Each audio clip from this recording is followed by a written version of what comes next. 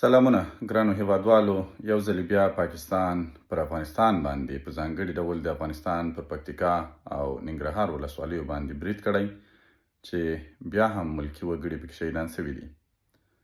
دا چې څومره ملکي وګړي پکې شهیدان شوي دا خبره یو طرف ته، ولې د پاکستان برید پر افغانستان پر خاوره باندې دا په کلکو ټکو د غندلو وړ ده او په دې کې هیڅ شک نشته چې پاکستان لا هم خپلې دښمنۍ ته دوام ورکوي او له افغانانو سره هغه خپله دښمني پالي.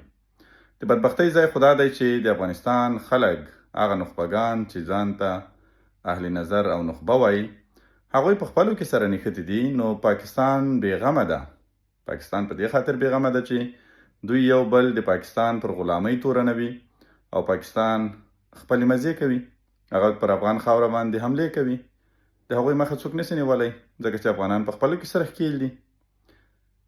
یو بل یې سره رانیولي دي، په یو بل د پاکستان د غلامۍ ټاپې لګوي. دې ته نه ګوري چې افغان ماشومان هلته وژل شوي دي، شهیدان شوي دي، افغان میرمنې شهیدانې شوي دي، افغان سپین ږیري شهیدان شوي دي. تر ټولو مهمه دا چې د افغانستان پر خاوره تجاوز شوی دی. د دې لپاره چې دوی سره یو ځای سي، دوی باید دا یو د بل راڅملول یا یو پر بل ټاپې لګول یا یو بل د پاکستان غلام معرفي کول د دغو څخه باید تیر سي. زه نه پوهېږم چې د دوی دا ډول مبارزه دا د څه لپاره ده. آیا د شهرت لپاره ځینې خلک مبارزه کوي؟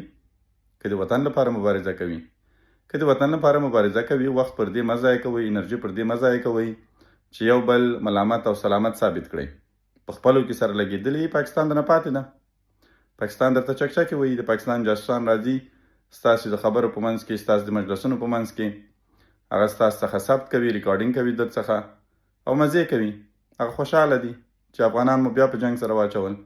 د افغانانو 2-3 نخبګان چې پاتې دي چې په سپیسونو کې غږیږي، په آنلاین ټیک ټاکونو کې غږیږي، په فیسبوک کې غږیږي، هغه یې په خپله کې سره اچولي دي.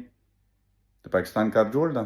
افغانان تباه دي، په افغانانو بریدونه کېږي، افغانان شهیدانېږي، افغان خاوره باندې تجاوز کېږي.